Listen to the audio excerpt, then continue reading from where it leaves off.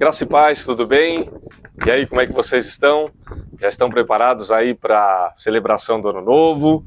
Já na expectativa? Talvez você esteja ouvindo essa mensagem um pouquinho antes da virada do ano de 2023 para 2024, ou talvez você esteja ouvindo aí essa mensagem já num outro momento. Não importa, a mensagem que eu quero trazer aqui para você, ela é atemporal, como a palavra de Deus também é, mas serve para nos abençoar, serve para direcionar as nossas vidas. Eu queria falar brevemente, de uma maneira bem objetiva, sobre fazer planos para o ano novo. Especificamente aqui nós estamos falando de 2023 para 2024, mas você pode guardar essa mensagem para qualquer época da sua vida. Todos nós fazemos planos, ou deveríamos fazer planos, de acordo com a vontade de Deus, para seguirmos em frente aí, caminhando com todas as nossas questões, compromissos e atividades aí em todos os momentos e fases da nossa vida. Mas é óbvio que quando a gente está num momento aí de transição, de virada de ano, a gente sempre pensa nisso de uma maneira um pouco mais profunda e dá para a gente fazer aí bons ajustes para que o ano possa correr de maneira tranquila. Eu quero ler um texto da Palavra de Deus que nos ajuda para isso. O texto está na carta de Tiago, no capítulo 4, do versículo 13 ao 17. Diz assim: Atendei agora vós que dizeis, hoje ou amanhã iremos para a cidade tal, e lá passaremos um ano, e negociaremos, e teremos lucro.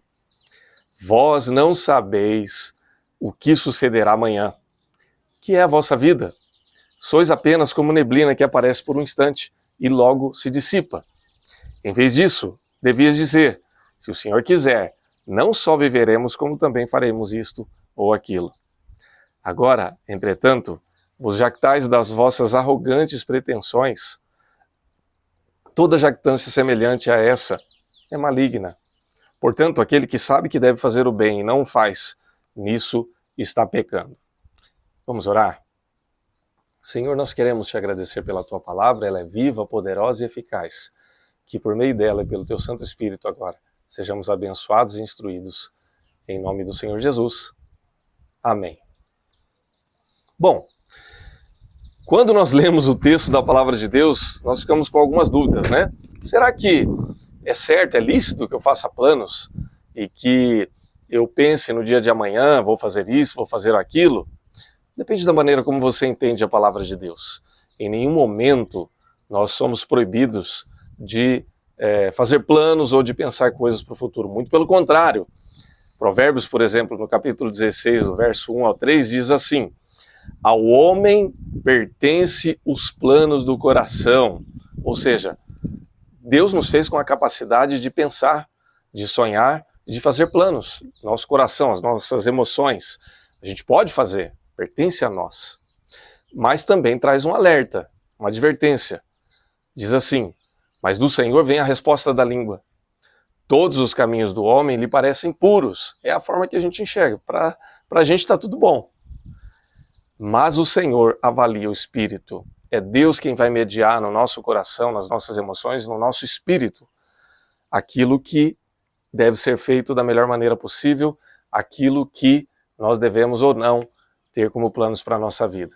E aí então o provérbio ele conclui dizendo assim: Consagre ao Senhor tudo o que você faz, e os seus planos serão bem-sucedidos. Ou seja, faça planos. São seus planos. Mas consagre a Deus para que eles sejam, então, bem-sucedidos. Como é que eu vou consagrar a Deus esses planos? Ou como nós ouvimos aqui na carta de Tiago, como é que nós vamos fazer as coisas da maneira adequada para que, no final das contas, tudo seja muito bem-sucedido? Veja, há pelo menos três tipos de pessoas que fazem planos. O primeiro tipo são aqueles que são muito bem organizados, ou seja, eles fazem todos os planos possíveis, coloca tudo em orçamento, em planilha, nos mínimos detalhes, como se fosse até possível que a cada semana um plano fosse concretizado à risca, minucioso. O segundo tipo é aquele tipo de pessoa que não faz planos muito bem organizados, que está sempre ali, não, eu vou deixar, eu estou aberto a oportunidades, mas sempre com aquele sentimento de que no final Deus vai abençoar, vai dar tudo certo, e vamos que vamos. E o terceiro tipo é aquele que, se não compôs a música do Zeca Pagodinho, ele está sempre ouvindo ali, que diz assim: deixa a vida me levar, vida leva eu. Provavelmente você vai se identificar com algum desses tipos aí. Ou não, pelo menos um pouquinho, você vai pegar de um ou de outro e vai pensar: olha, eu acho que eu sou esse. E qual é o problema de você pensar de um jeito ou de outro? Em tese, eu não quero que você se sinta pressionado ou pesado por dizer: olha, eu não sou assim, eu não sou assado. Em alguma medida, a gente é um pouco de cada uma dessas coisas. Para algumas coisas nós somos muito organizados e meticulosos, para outras coisas nós ficamos aí um pouco abertos, pensando: olha, eu não tinha pensado nisso, mas essa oportunidade é muito boa. E em outros casos, a gente simplesmente não planeja, e quando vê, as coisas já aconteceram. Mas é uma forma da gente, ao menos, fazer de uma maneira intencional, abençoado por Deus, para que tudo dê certo e tudo ande da melhor maneira possível. E o texto da palavra de Deus que nós lemos e ouvimos nos ajuda a direcionar isso de uma maneira muito mais saudável e alinhada com a vontade de Deus. Como é que nós fazemos isso? Em primeiro lugar, guarde aí como o primeiro conselho da palavra de Deus para você nesse ano novo que se inicia. Tenha foco em projetos realmente importantes. Vou repetir. Tenha foco em projetos realmente importantes. Veja, não fique se envolvendo em milhares de coisas, em um monte de planos, de projetos, de coisas novas o tempo todo, como se aquilo fosse o mais urgente, o mais importante, e você conseguisse abraçar o mundo. Você não vai conseguir fazer isso. Veja, Tiago ele fala assim, né? Vocês que dizem: hoje ou amanhã vamos para a cidade tal, lá nós vamos passar um ano, negociar e ter lucros. E aí ele faz o alerta: vocês não sabem o que vai suceder amanhã. O que é a vida de vocês? Senão como uma neblina que aparece num instante e logo se dissipa. Ou como diz aí o sábio no Eclesiastes, né, tudo é vaidade. Ou numa tradução mais literal, tudo é vapor, que sai do biquinho da chaleira e daqui a pouco você não enxerga mais. Mantenha o seu foco naquilo que é importante, porque o nosso tempo é limitado. O seu tempo é limitado, o meu também. A nossa vida ela passa muito rápido. E às vezes, quando nós somos como aquela pessoa que faz os planos mais ou menos assim, e deixa, no final Deus vai abençoar. É claro que Deus vai abençoar, mas lembre-se que o tempo passa. E você precisa ter pelo menos uma direção, um norte, um caminho para você direcionar a sua vida. Então deixa eu te fazer uma pergunta. Se você, num cenário muito pessimista, tivesse um diagnóstico médico que fosse certeiro, que dissesse assim para você: olha, você tem poucos meses de vida, ou quem sabe um ano de vida, como é que você agiria? Quantos desses projetos, desses sonhos, dessas ideias que você tem aí para o ano novo, você realmente priorizaria?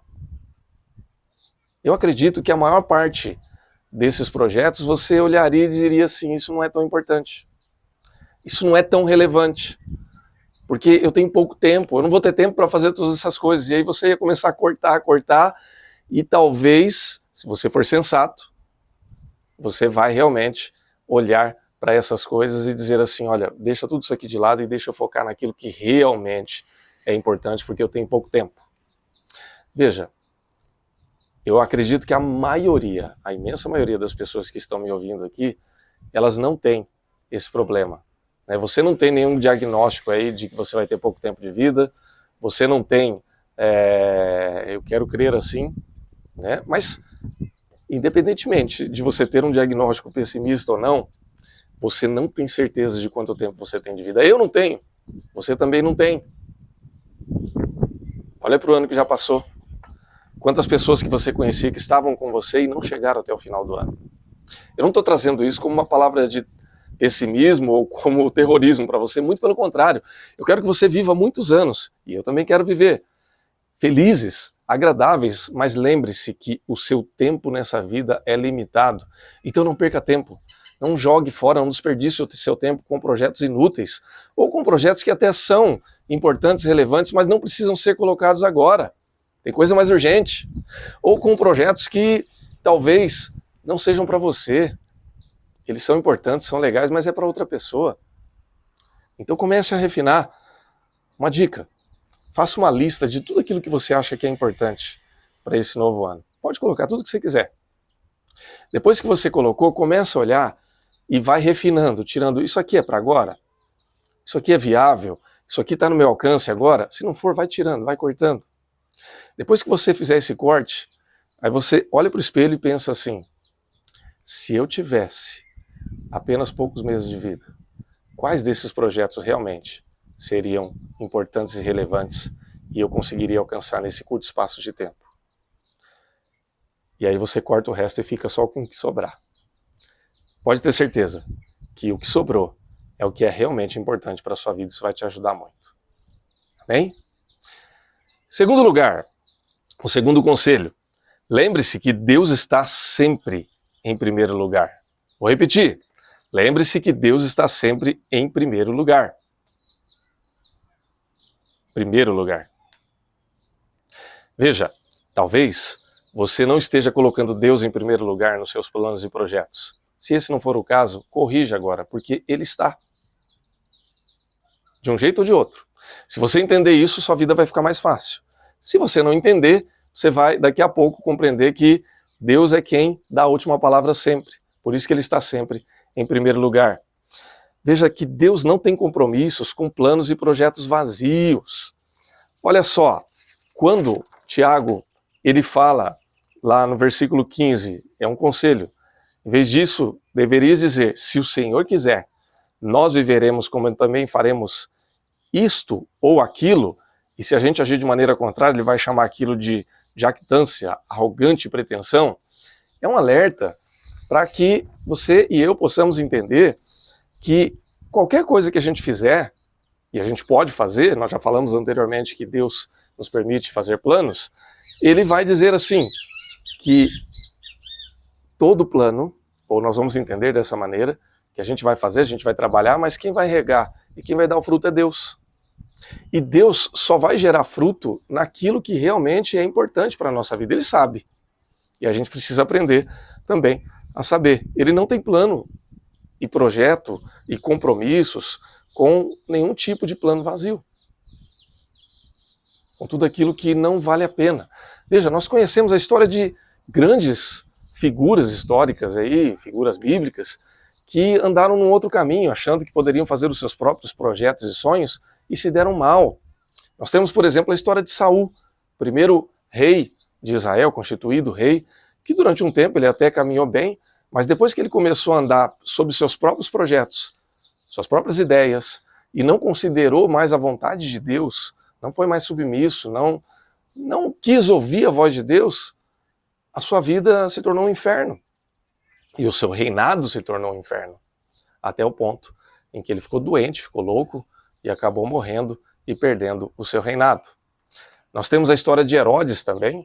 Herodes, chamado de o Grande Herodes, que foi rei por muitos anos ali da Palestina, ele construiu projetos maravilhosos. Se você for pesquisar sobre a vida dele, você vai ver que ele construiu, ou idealizou o Palácio de Herodes, espetacular, a Fortaleza de Massada também, como um projeto arquitetônico incrível, entre tantas outras coisas que ele fez. Mas Herodes, ele não considerava Deus nas suas ideias, nos seus projetos, nos seus sonhos. E o que acabou acontecendo é que, por mais que ele tenha eventualmente aproveitado aquilo em termos humanos falando, mas aquilo não fez dele um homem mais feliz, mais respeitado, temido talvez, mas não respeitado e muito menos querido. Muito pelo contrário, sua família se esfacelou, seus filhos se sentiam desprezados por ele, aqueles que não tinham medo de morrer nas suas mãos, e tudo que ele construiu depois foi aproveitado de uma outra maneira. Para você ter ideia, o Palácio de Herodes, que era um lugar espetacular e que de uma maneira política ele arranjou ali, dando nomes ali para alguns passos ali, nomes de imperadores romanos, para agradar Roma. Depois que ele morreu, o seu palácio foi usado de estância, de hotel, de pousada dos governadores romanos que vinham ali até a Palestina. Ou seja, virou casa dos seus inimigos. Todos os projetos e planos que nós fazemos devem ter Deus em primeiro lugar, porque senão a gente se atrapalha. está no coração humano, é um problema do ser humano. Quando a gente se empolga demais e não deixa Deus direcionar a nossa vida, a nossa caminhada, a gente tem problema. Então, como é que nós vamos saber se os nossos planos são aqueles que envolvem uma vida com Deus ou que Deus está em primeiro lugar? Não existe uma resposta objetiva como uma regra de 8 passos, mas existem alguns princípios. E o primeiro princípio, obviamente, é andar segundo o conselho da palavra de Deus. Conhecendo a palavra de Deus, vivendo em intimidade com Deus, você vai saber e vai sentir se aquele plano, aquele projeto é bom ou não para a sua vida. Então, por exemplo, como é que eu vou saber? Em primeiro lugar, fere os seus princípios, os caminhos que você anda, as alianças que você fez com Deus. Então, por exemplo, se esse projeto ele vai envolver que você faça alianças com pessoas que não andam nos mesmos princípios que você, ou que vai envolver fazer coisas que vão contra tudo aquilo que você acredita, que você aprendeu com Deus, então tá aí uma coisa para você não se envolver. Lembre-se, se você fizer aliança, por exemplo, com alguém que anda de acordo com o mal, que faz coisas más, por mais que você seja virtuoso, cedo ou tarde, essa pessoa vai pedir para você fazer uma coisa má, que fere os seus princípios. E você vai ter que fazer, sabe por quê? Porque você fez uma aliança com essa pessoa, você tem um acordo com ela. Cedo ou tarde, você vai ter que andar fora dos seus princípios. E isso vai atrapalhar a sua vida com Deus. Uma segunda coisa, essa escolha, esses projetos e planos vão te afastar da sua família de alguma forma? E eu não estou falando só de afastamento físico, geográfico, isso também, mas afastar do seu relacionamento, da sua vivência, da sua fidelidade como cônjuge, da sua presença como pai, como marido, como esposa, como filho. Pense um pouco a respeito disso. Será que vale a pena? Eu me lembro da história de um influenciador, se eu não me engano, o Gustavo Cerbasi. Eu posso estar enganado, me corrijam depois, mas a história, pelo menos, ela é verdadeira. Que ele passa num processo seletivo, ainda muito jovem, para uma grande empresa e muito empolgado, e de repente, quando ele está na reunião final ali, em que praticamente ele pode ser o escolhido ali para ser o funcionário, o executivo ali daquela empresa, o chefe então chega e diz assim, essa história é mais ou menos assim, ele diz assim, olha, vocês que vão ser aprovados agora, preparem-se, porque daqui por diante, vocês vão viajar bastante, vocês vão ver muito pouco a família de vocês. E ele falou isso como se fosse uma grande vantagem, ou seja, vocês alcançaram o Olimpo da empresa. Daqui para frente vocês vão ter um grande projeto de carreira, vão ganhar bastante dinheiro e vocês não vão mais ver a sua família. E ele conta que naquele momento ele recebeu um balde de água fria e pensou assim, caramba, por que eu estou almejando isso? Se o que eu tenho de tão precioso, de valor, de princípios para mim é justamente ter tempo de qualidade com a minha família. E ali ele desistiu do processo. Talvez a história não seja exatamente essa, porque eu estou me lembrando de um livro que eu já li há um bom tempo, mas o princípio, o contexto da história me impactou bastante, porque isso acontece muitas vezes. Isso já aconteceu comigo, num outro contexto, numa outra proposta de trabalho. E ok, se você acha que isso faz sentido para você, então vai em frente, mas para mim não faz sentido. Por quê? Porque família é projeto de Deus e é um bem precioso que Ele nos deu. Então, será que vale a pena? Será que esse projeto, ele está naquela ótica que nós falamos de ter Deus em primeiro lugar? Pense sobre isso. É claro que em algum momento, dependendo do trabalho, da profissão, da atividade, você vai ficar um pouco longe. Isso pode acontecer e ninguém vai morrer por conta disso. Mas quando isso se torna um princípio para a vida, então nós temos um problema. Lembre-se que a sua família é um presente precioso que Deus te deu. E você deve cuidar dela com muito cuidado. Cuidar com cuidado, né? Para ser bem redundante. E ainda, esses planos, esses sonhos e projetos vão afastar você de Deus? Vão afastar você da comunhão com Deus? Vão exigir que você faça coisas que você normalmente não faria se você estivesse em comunhão com Deus? Vão te afastar de congregar numa igreja, de participar de uma vida em comunhão com outros cristãos? Porque você precisa disso, meu irmão. Não adianta você achar que você vai ser crente, vai ser cristão afastado de uma igreja. Isso não vai acontecer. Você vai esfriar, você vai abrir mão de princípios, você tem que congregar com o povo do Senhor. Então veja, lembre-se que Deus está sempre em primeiro lugar e que Ele vai te conduzir para estar em primeiro lugar. Então tudo isso que eu falei como alerta, pense o oposto. Quanto mais você valorizar a sua família, quanto mais você valorizar a sua comunhão com Deus, quanto mais você valorizar os princípios da palavra de Deus que você aprendeu, mais você vai conseguir ouvir a voz de Deus e ter paz para olhar e falar assim, não, esse plano, esse projeto é de Deus. E Ele vai colocar sonhos e projetos no seu coração para você traçar. Não vai ser difícil, porque Deus vai te dar a melhor palavra e um conforto. Por último, em terceiro e último lugar, coloque o seu melhor com Deus em prática. Você já entendeu tudo isso que nós falamos? Fez sentido para você? Se fez sentido, diga amém aí, só para eu não vou te ouvir, mas eu vou saber que você entendeu tudo. Então, se você já entendeu e tudo fez sentido, vai lá e coloque em prática. O texto diz assim, versículo 17, aquele que faz, ou melhor, que sabe fazer o bem e não o faz, esse está pecando. Você não precisa correr atrás de 10 mil planos e projetos. Você sabe agora que você precisa ser sensível à palavra e à voz de Deus e que você deve alinhar tudo isso, mas de nada vai adiantar tudo isso se você não fizer nada. É por isso que nós dissemos lá no início, que fazer planos é uma liberdade que Deus nos dá e é algo que a gente tem que fazer. Mas é necessário que a gente coloque em prática. Tiago, ele reverte o princípio no qual ele começou.